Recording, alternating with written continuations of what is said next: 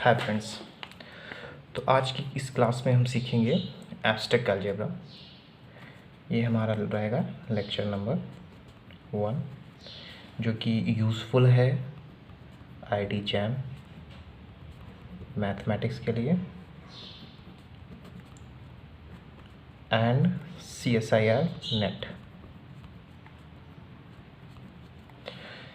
तो इस क्लास में हम सीखेंगे, पहले तो सबसे पहले स्टार्ट करेंगे कुछ सिंबल्स के बारे में, क्योंकि बहुत सारे सिंबल्स जो हैं इस एब्स्ट्रैक्ट अलजेब्रा में आपको यूज़ मिलेंगे। फॉर एग्जांपल मैं आपको एग्जांपल दे दूँ, जस्ट लाइक ZN, ये आपका एक सिंबल रहेगा और इसका हमें मतलब पता होना चाहिए। बहुत जगह ये इसका यूज़ होगा।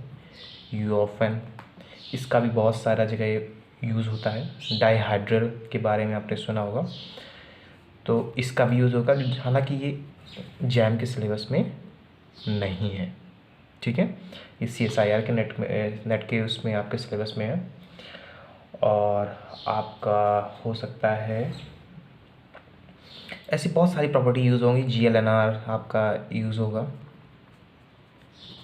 GLNR लाइक SLNR, बहुत सारी चीज़ें हैं। तो हम इंडिविजुअली एक एक को इसके बारे में सीखेंगे कि हर एक का क्या मतलब रहेगा और किसका क्या, किस तरह इसको डिफ़ाइन करेंगे, हर चीज़ के बारे में देखेंगे।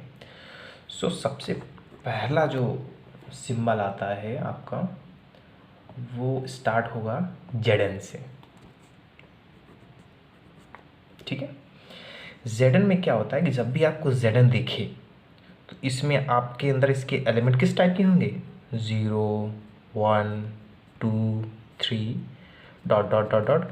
और जो जहाँ तक ये जो n नंबर रहेगा, जो लाइक 4 रहा होगा या 5 रहा होगा, तो उससे जस्ट एक कम, लेस देन 1, ये आपका ये रहेगा। फॉर एग्जांपल इसे हम मैथमेटिकली लैंग्वेज में ये कह सकते हैं set of all residue classes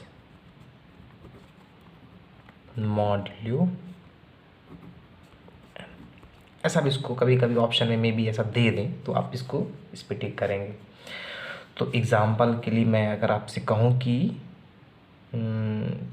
Z5 की वैल्यू क्या होगी, तो हम कहेंगे Z5 की वैल्यू क्या होगी, 0 1 2 3 एंड एक इससे जस्ट एक कम 4 4 तक।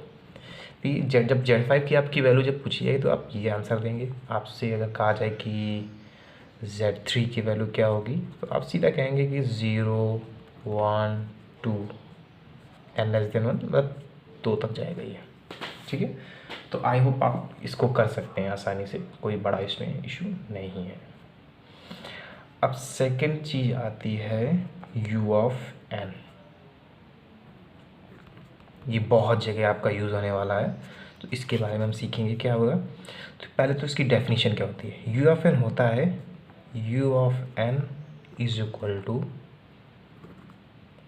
X belongs to natural number such that X lies between N and GCD of X and N is equal to 1। इसकी ये डेफिनेशन है। जिसका मतलब समझिए, देखिए ये कह रहा है कि X belongs to natural number. Natural number तो ये कह रहा है कि नेचुरल नंबर 1 से लेके सारे जितने भी एलिमेंट होंगे 1 2 3 4 5 लाइक ऐसे नेचुरल नंबर होते हैं। तो कह रहा है X नेचुरल नंबर को बिलोंग करेगा, लेकिन उसकी एक रेंज रहेगी। रेंज क्या रहेगी, 1 से लेके, ठीक है, 1 यहाँ इनक्वलिटी बिलोंग करेगी। सो 1 से लेके आपका n तक जाएगा। फॉर एग्जांपल अगर 15 रहा तो 1 से लेके 15 तक के बीच के सारे नेचुरल नंबर 1 2 3 4 5 15 तक जाएगा ये। बट एक शर्त रहेगी इसमें कि जो जितने भी एलिमेंट आप लिखेंगे उसका और n का GCD, एग्जांपल मान ली 5 है तो, और नेचुरल नंबर तो 1 से लेके 5 तक सारे नेचुरल नंबर 1 2 3 4 5 रहे होंगे, तो 1 का इस 5 से GCD 1 होना चाहिए, 2 से इस 5 का GCD 1 होना चाहिए, 3 का इस 5 से GCD 1 होना चाहिए। ऐसे करके आपको लिखना है। तो फॉर एग्ज़ाम्पल मैं कहता हूँ कि आपसे ये मैं कह दूँ कि U(15) कि मुझे अब U(15) होता क्या है, क्या होगा इसके अंदर। तो सीधा सीधा हम ये बात करेंगे कि U(15) होता है कि 1 से लेके 15 तक के सारे नेचुरल नंबर, यही तो मतलब हुआ 1 से लेके 15 तक के सारे नेचुरल नंबर। बट ये 1 से लेके 15 तक के x belongs to natural, but range will रहेगी 1 to 15। और वो जो 1 से लेके 15 तक के सारे जो एलिमेंट होंगे 1 to 15 तक सारे एलिमेंट उस 15 से GCD 1 बनाएगा। For example 1 is natural number है और एक 1 और 15 का GCD क्या होता है 1, तो 1 लिख देंगे। 2 नेचुरल नंबर है और रेंज में आ रहा है 1 to 15 के, और 2 और 15 का GCD क्या होगा 1 होगा, तो हम 2 भी लिखेंगे।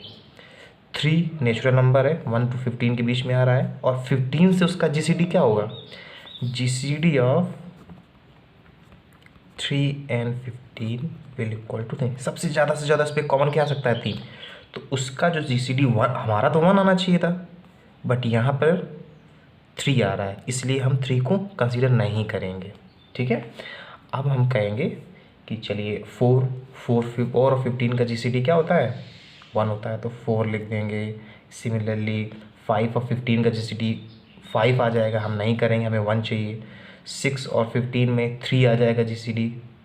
ठीक है, जैसे GCD ऑफ 6 and 15, इससे ज़्यादा से ज़्यादा कॉमन क्या आ सकता है 3। ठीक है, तो हम ऐसा नहीं करेंगे, तो हमें GCD 1 चाहिए। तो सिंपल सा हमें फंडा है कि वो सारे एलिमेंट लिख दो जो 15 से GCD 1 बनाते हैं। तो मैं सीधा डायरेक्टली अब लिखे दे रहा हूँ। 7 जो है GCD 15 से 1 होता है, उसके बाद 8, 11, 13, 14। आई होप आप सब कर लेंगे इसे आसानी से, मैंने आपको बेसिक फंडा इसका बता दिया है किस तरीके से करते हैं। ठीक है, फॉर एग्ज़ाम्पल मैं अगर आपसे कहूँ कि U(25) बताइए क्या होगा, तो बाय डेफिनेशन हम कहेंगे x नेचुरल नंबर को बिलोंग करेगा। ठीक है, और x की जो रेंज रहेगी कहाँ से कहाँ तक 25 तक, 1 से लेके 25 तक, and GCD of x and 25 will equal to 1। ये आपका बाय डेफिनेशन लिखा जाएगा। तो ठीक है, मैं लिखता हूँ 125 का GCD 1 होता है, 225 का GCD 1 होता है, 325 का GCD 1 होता है, 4 का भी आप आ जाएगा रेंज में, 525 का GCD 5 होता है तो नहीं लिखेंगे आप। 6, 7, 8, 9, 10 नहीं लिखेंगे, 10 में कॉमन आ जाएगा। 11, 12, 13, 14, 16, 17, 18, 19, 21, 22 हाँ आएगा, 23 भी आएगा, 24 भी आएगा। 25 का 25 GCD 1 हो जाएगा, इसलिए हम नहीं लिखेंगे। तो आपका ये हो गया U(25) को हमने डिफाइन किया।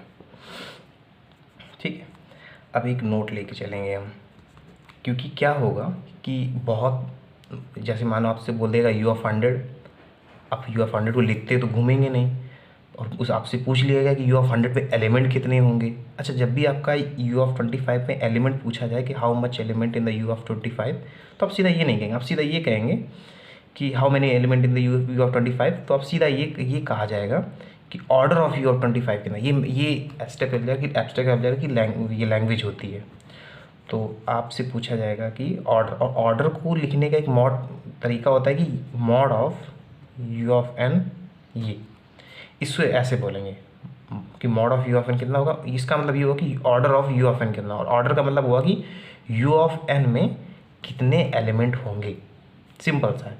तो order of U(n) is equal to क्या होगा फाई ऑफ n, और फाई ऑफ n तो आप जानते हैं कैसे यूज़ करते हैं, मैं अभी सिखा भी दूंगा। सो द नंबर ऑफ, ये होगा आपका सिंपल सा है, इसका मतलब होता है the number of element in U(n), इसका मतलब ये हुआ आपका। ठीक है।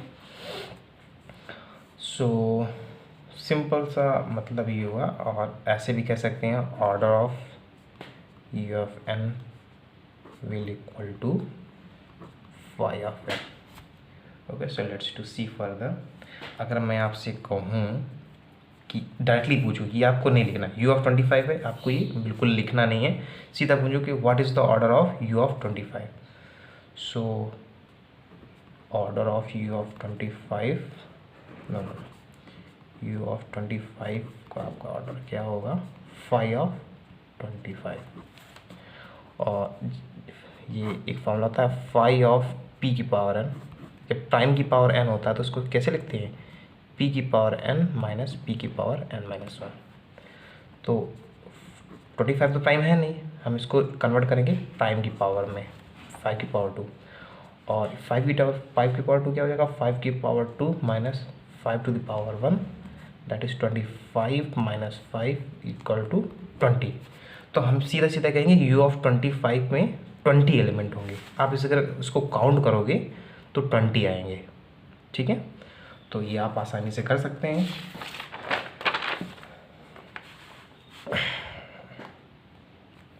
अब हम आएंगे डाइहाइड्रल में। डाइहाइड्रल क्या होता है, सो डाइहाइड्रल, तो जो जैम में पढ़ रहे हैं बच्चे वो लोग ध्यान देंगे कि ये आपके सिलेबस में नहीं है, फिर भी फॉर एग्ज़ाम्पल ये आ भी सकता है। ठीक है, तो आपका मन करे आप सीख सकते हो, इसमें कोई इशू नहीं है, बट आप ज़्यादा ध्यान मत दीजिए क्योंकि आउट ऑफ सिलेबस है। बट कभी कभी आउट ऑफ सिलेबस भी चीज़ें पूछी जाती हैं कभी कभार जैम में, और CSIR तो किस सिलेबस में तो है ही है, तो कोई बात नहीं, पढ़ना तो पड़ेगा ही। So it is denoted by D of N. ये डी ऑफ डी और ये नीचे आपका एन में लिख दिया जाएगा, सफिक्स में एन लिखा जाएगा, तो आपको ये पता चल गया कि डी ऑफ एन जब भी आपको लिखा मिलेगा इसका मतलब क्या होता है, डायहेड्रल। मैं एकदम बेसिक से आपको बताऊँ, मैं ये समझ के चल रहा हूँ, आपको कुछ नहीं पता। ठीक है, तो डी ऑफ एन जब लिख जाएगा, डी एन लिख दिया जाएगा, तो सीधा आप सीधा समझेंगे ये डायहेड्रल है, and it is denoted by. अब इसकी डेफिनेशन समझिए, मैथमेटिकल लैंग्वेज की मैथमेटिकल डेफिनेशन क्या होगी, डी ऑफ एन होता है X to the power I Y to the power जे,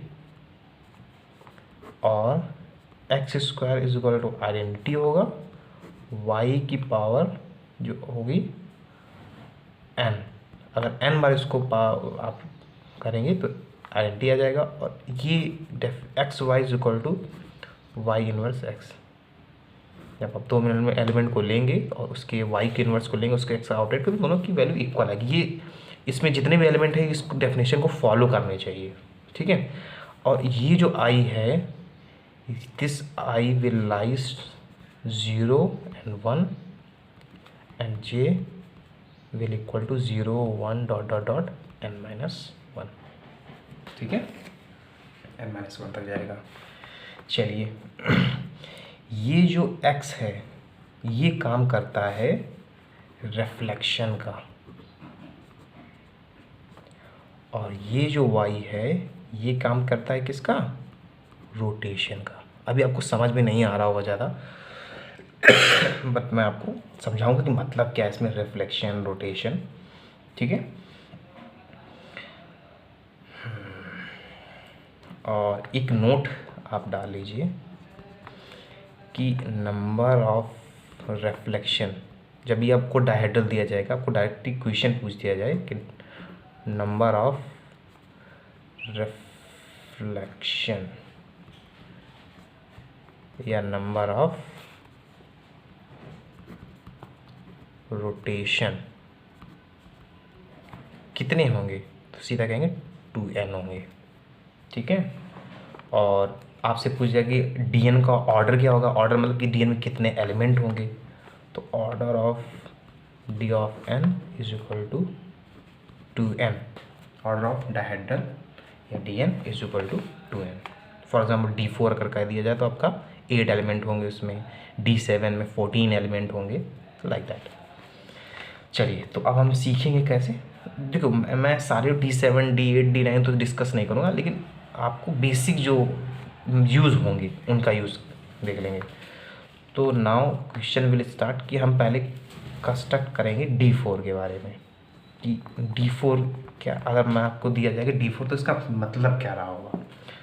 तो बाई मैथमेटिकली आपको D4 को डिफाइन करना है, ठीक है, तो हम करते हैं। तो D4 क्या हो जाएगा, D4 is equal to x to the power I y to the power j and x square identity, और यहाँ y to the power m था, ये m, यहाँ 4 है तो y टू द पावर 4 क्या आ जाएगा आइडेंटिटी, और x y is equal to y inverse x, ये तो हम डायरेक्ट में फॉलो करेगा, and I will equal to 0 1, ये हमेशा फिक्स रहता है 0 1 की वैल्यू, और जे जो लाई करेगा 0 से लेके n-1, यहाँ 4 है तो 3 तक लाई करेगा, तो 0 1 2 3, ठीक है। मैंने आपको बताया था कि x किसका काम करता है, रिफ्लेक्ट करता है, और ये क्या करता है, रोटेट करता है। j की वैल्यू 0 1 2 3, ये रोटेशन है, 1 time rotation, 2 time rotation, 3 time rotation, और ये होता है 0 1 इसकी वैल्यू होगी। तो x, तो अगर एक्स स्क्वायर, अगर मैं मान लूँ कि एक्स आई की वैल्यू 0 रही होगी और एक बार 1 रही होगी, तो इसका मतलब एक बार हॉरिजेंटल रिफ्लेक्शन रहा होगा, एक बार वर्टिकल रिफ्लेक्शन रहा होगा। अब मैं अगर आपसे कहूँ कि कितने बार रोटेशन होगा, तो सीधा सीधा आप निकाल लें, y is equal to R360, R means rotation, और 360 रोटेशन होता है टोटल, और उसको अगर ये j की वैल्यू 4 है तो उसको 4 से अगर डिवाइड करें तो ये आ जाएगा R90, मतलब कि ये 90 पार्ट में एक बार 90, फिर एक बार 90 और ऐड कर दो 180, फिर 270 एंड देन 360, ऐसे रोटेट करता है। तो ये निकालने का वे होता है। अगर 5 होता तो R360/5 कर देते तो कुछ जो भी आ जाता वैल्यू, तो वैसे उसी तरह से पार्ट वाइज रोटेट करता है ये। तो हम देखते हैं रोटेशन होता कैसे है। तो हम पहले अपना बेसिक लिख चलेंगे, ये स्क्वायर रहा होगा क्योंकि 4 है, और इसको एक वैल्यू दे देंगे।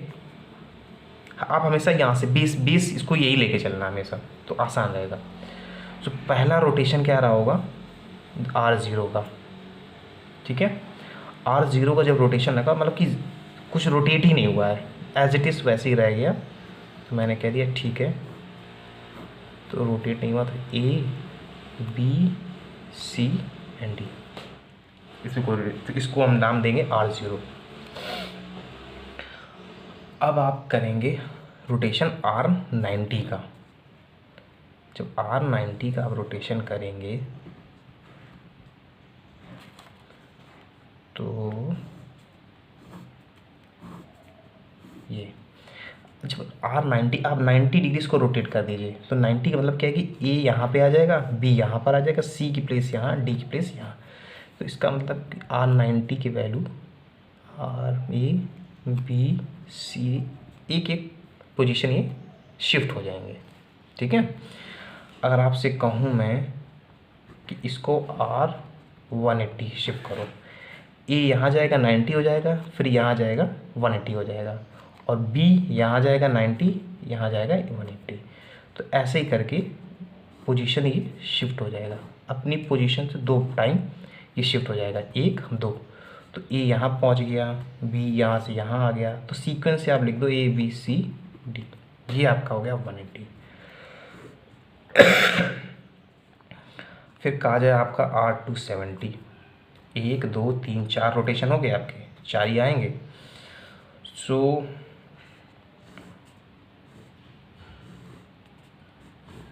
ये रहा।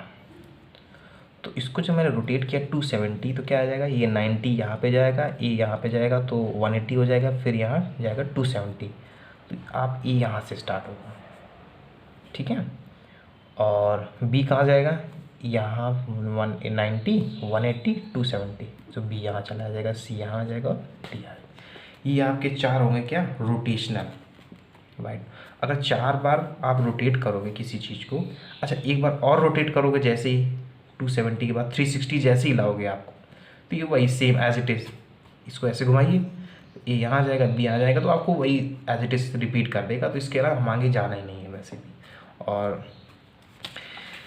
तो आपका ये हो गया रोटेशनल। अब आता है बात किसकी, रिफ्लेक्शन, ये रिफ्लेक्शन की, ठीक है।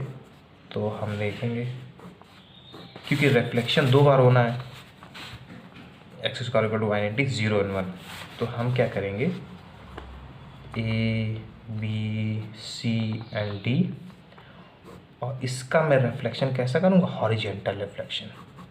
ये तो जब ये हॉरिजेंटल रिफ्लेक्शन होगा तो क्या हो जाएगा, इसको बी से काटिए और एक मिरर रख दीजिए, तो ये अपने आप ऐसे पलट जाएगा। तो ये जो बी है ये यहाँ पर आ जाएगा, और सी क्या हो जाएगा, यहाँ आ जाएगा, और डी अपने आप उधर साइड चला जाएगा, अपने अपोजिट साइड में। ये होता है रिफ्लेक्शन। आप मिरर रखिए, तो इसकी जो बी की इमेज नीचे बनेगी यहाँ पे, और सी की इमेज डी में, और डी की सिमिलरली इमेज ऊपर बनेगी, ठीक है। तो ये हो गया हॉरिजेंटल आपका रिफ्लेक्शन। नाउ वर्टिकल रिफ्लेक्शन क्या होगा आपका, तो वर्टिकल जो रिफ्लेक्शन होगा ये हुआ आपका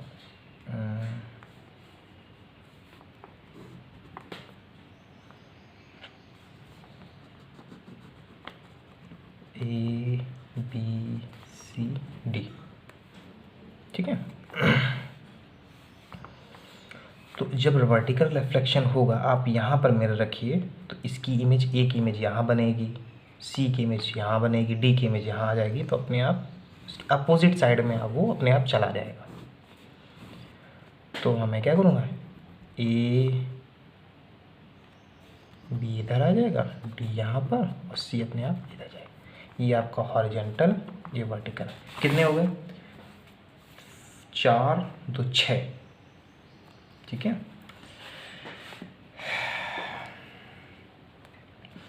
और ऑर्डर कितना था इसका, 4 2 8, इसका मतलब 2 और हैं, 2 क्या है और तो देखना पड़ेगा हमको।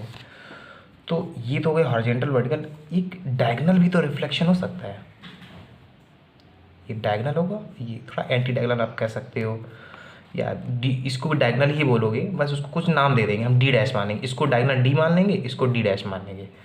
तो अगर मैं डायगोनली देखूं, नहीं शायद मैंने यहाँ कुछ रॉन्ग कर दिया है, बिकॉज प्रॉब्लम क्या है, इसे आप काटिए, क्योंकि बेस तो हम यहाँ लेके चलते थे ना, ए यहाँ होना चाहिए, बी यहाँ होना चाहिए। सो ए बी सी डी, इसकी वर्टिकल इमेज क्या बनेगी, मिरर इमेज ऐसे रहेगा, तो ए यहाँ पर आएगा, बी यहाँ पर आएगा, सी यहाँ पर आएगा, और डी अपोजिट। ये रहा, ये गलत हो गया था क्योंकि मैंने इसका बेस जो है बदल दिया था, ए ऊपर ले गया था, ठीक है। I am sorry for that, इससे भूल हो गई है। और फिर से एक हम स्क्वायर शेप लेंगे, ए बी सी डी, एक और लेके चलेंगे, ए बी सी डी, ठीक है। अब ये हम क्या करेंगे, ये हो गया हमारा डायगोनल, और एक ये डायगोनल हो गया, इसको मैं मानूंगा डी डैश, ठीक है। तो जब मैं डायगोनली इसको मैं चेंज करूँगा तो क्या क्या चेंज होगा, इसको ऐसे रखिए, तो बी वाला पार्ट यहाँ आ जाएगा, डी वाला यहाँ। इसकी मिरर इमेज इस तरीके से, अगर मैं यहाँ मिरर रख के आपको ये मिरर मैं मान लूँ, तो बी कहाँ जाएगा, यहाँ, और डी यहाँ पर आ जाएगा। तो डी पहुँचा यहाँ, बी पहुँचा यहाँ, और सी तो एज इट इज़ वहीं का वहीं रहेगा, कुछ करना ही नहीं है आपको। ये आपको थोड़ा याद भी रखना पड़ेगा क्योंकि ये हमेशा यूज़ रहेगा, और इनके नेम भी याद रखें कि कौन डी रहा होगा कौन डी डैश, बिकॉज हमें यूज़ आने वाले हैं सारे। तो ये वाला मेरा रमेश देखो, अगर मैं पेन यहाँ रख दूँ, ए की इमेज यहाँ बनेगी, सी की इमेज यहाँ बनेगी, तो मैं सी यहाँ लिख दूँगा, ए यहाँ रख दूँगा, और बी एज इट इज़ वहीं का वहीं बना रहेगा, और डी। ये हो गए हमारे क्या, D4। सो मैं अगर आपको बोलूँ कि इसके सारे एलिमेंट लिखिए, तो मैं क्या कहूँगा, D4 में कौन कौन से एलिमेंट होंगे, R0 का होगा रोटेशन 0 वाला, एक 90 रोटेशन का रहा होगा, एक 180 का था, एक 270 का था, ठीक है, एक हॉरिजॉन्टल रिफ्लेक्शन था, वो एक वर्टिकल था, एक डायगोनल था, और एक डी डैश था, डायगोनल के अपोजिट वाला ये वाला। ये हो गए D4। यहाँ D4 का ऑर्डर क्या हुआ, ये 4 है, इसको 2 से मिला 2n होता है ना, तो 4 × 2 दैट इज़ 8। ये आपका 8 ऑर्डर भी पता चल गया।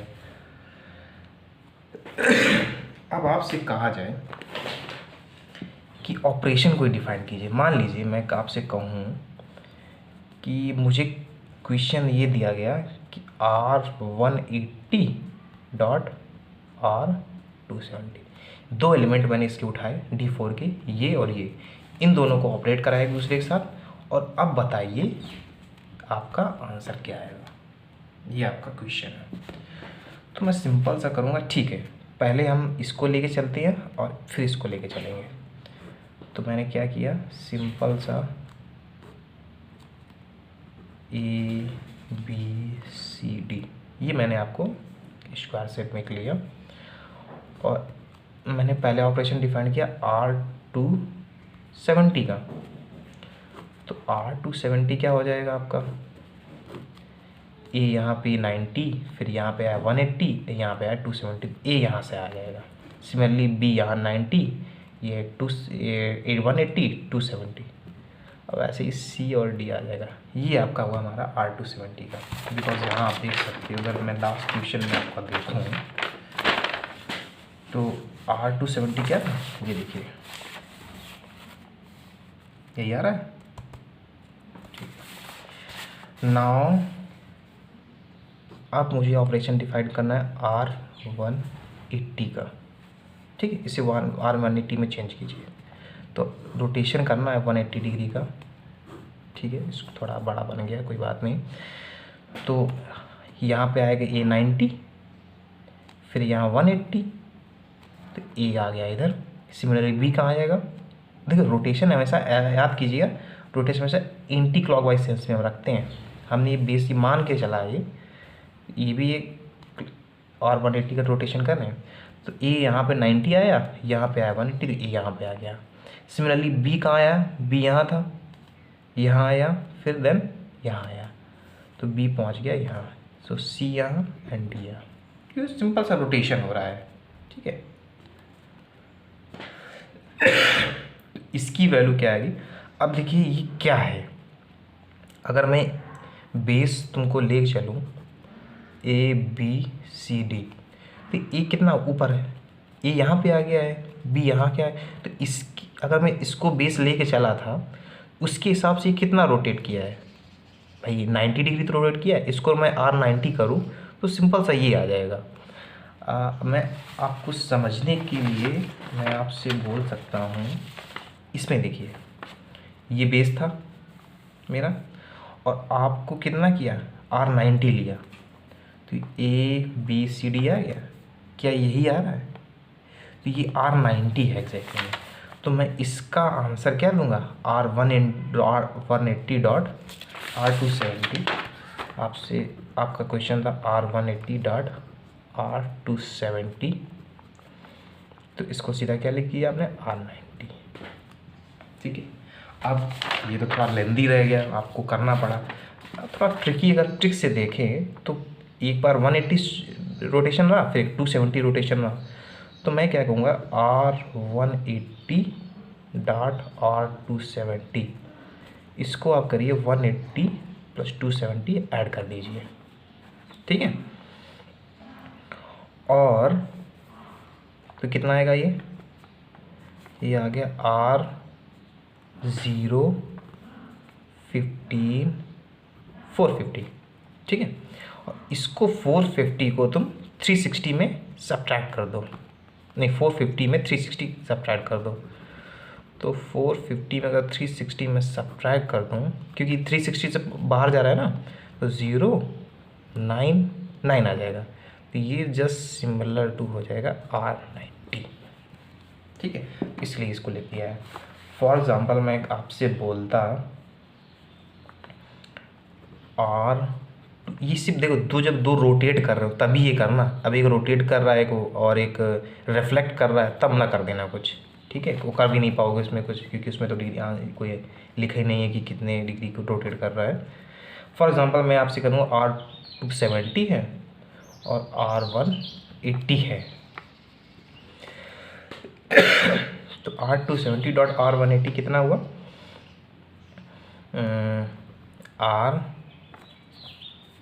R0 5, ये 450 और इसको 360 में सब्ट्रैक्ट कर देंगे तो ये R90 आ जाएगा। तो इसमें भी कोई अलग बात नहीं हुई। देखिए एक चीज़ तो ये भी पता चल गई। अब मैं आपसे कहूँ कि ये क्वेश्चन बताइए R90 डॉट H क्या होगा। और दूसरा क्वेश्चन आपका ये है कि H डॉट R90 क्या है, ठीक है। आपके पास दो क्वेश्चन है, पिछले जो भी मैंने कराया उसका यूज़ करना है आपको, ठीक है। तो मैं आंसर पहला देता हूँ, पहले नंबर का, ठीक है। सो आपका बेस था कितना, ABCD। मैंने पहले क्या कहा था आपको, पहले ये लेके चलना है, पहले ही ऑपरेशन ये होगा। तो पहले तो इसको मैंने हॉरिजेंटली डिफाइन किया। हॉरिजेंटल क्या होता है, ये इसका मिरर इमेज, यहाँ पे मैंने पेन रखा और इसका मिरर इमेज दे दीजिए। तो मैंने इसको कहा ठीक है कर देते हैं।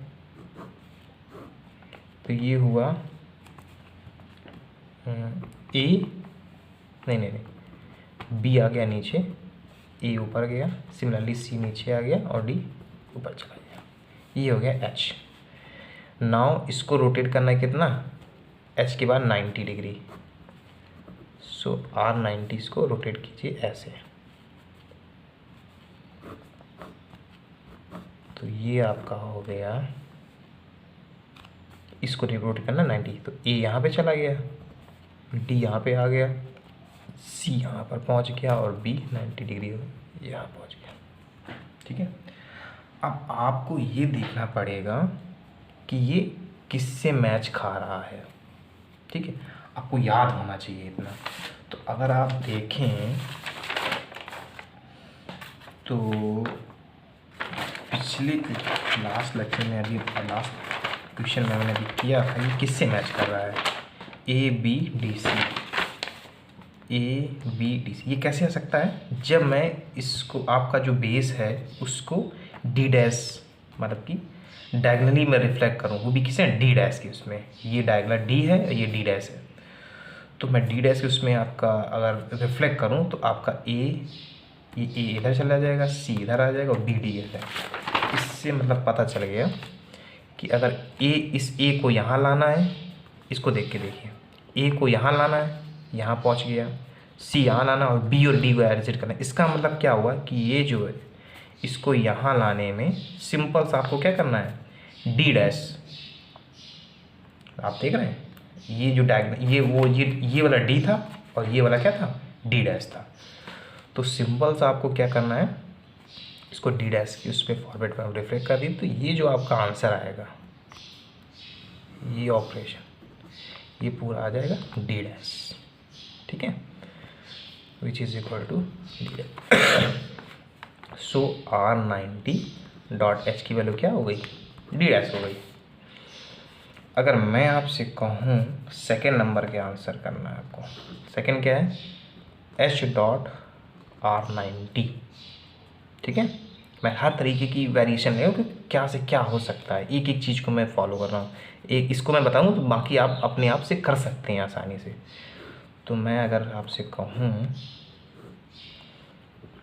ABCD, ये आपका बेस है, आपको पहले इसे ऑपरेट करना है R90। तो जब R90 आप रोटेट करेंगे 90 डिग्री तो क्या आ जाएगा, A पहुंच जाएगा ऊपर, B यहाँ पर पहुंच जाएगा, C90 यहाँ पहुंच जाएगा, D90 के इसमें यहाँ आ जाएगा। और ये रोटेट कैसे हुआ था, एंटी क्लॉकवाइज हुआ था। अब हॉरिजेंटली आपको रिफ्लेक्ट करना है। हॉरिजेंटली रिफ्लेक्ट कैसे होगा, इसको ही लीजिए और यहाँ आप पेन रखिए और रिफ्लेक्ट कर दीजिए, ए को यहाँ, बी को यहाँ, सी यहाँ, डी यहाँ, इसकी इमेज को पलट दीजिए। तो आपका ये हो गया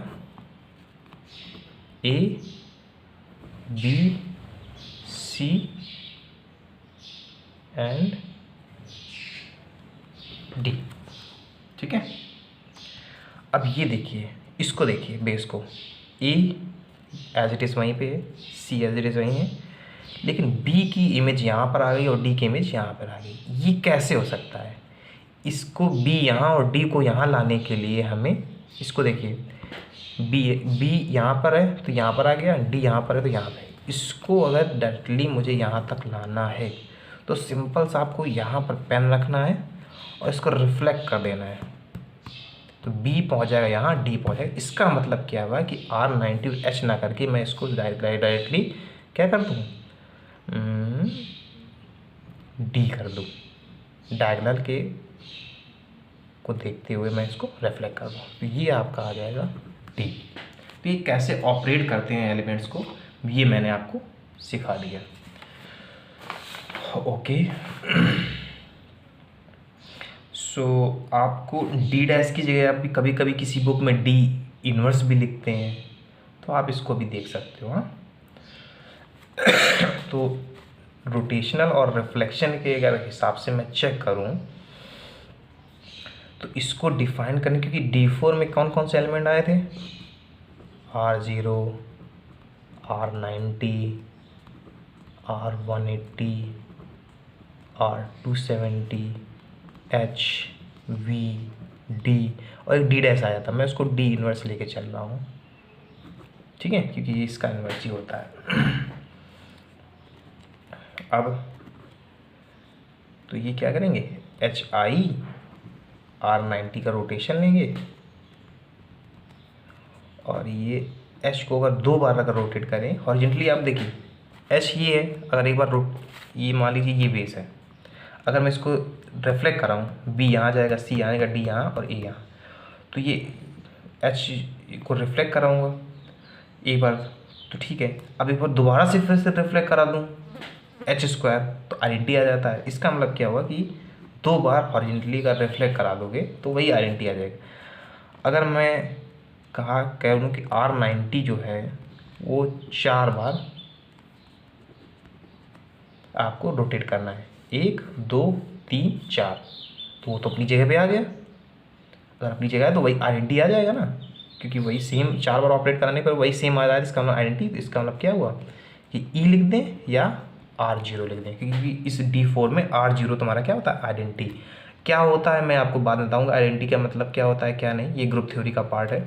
बस ये अभी इस टाइम में समझ लीजिए कि सिम्बल्स का मतलब क्या है और एक दूसरे को ऑपरेट किस तरह करते हैं ये, ठीक है। और आपका ये जो था XY, X क्या है, यहाँ पर H है और Y क्या है, R90 है, is equal to R90 inverse H। I lies from 0 to 0 and 1 and J will 0 1 2 3।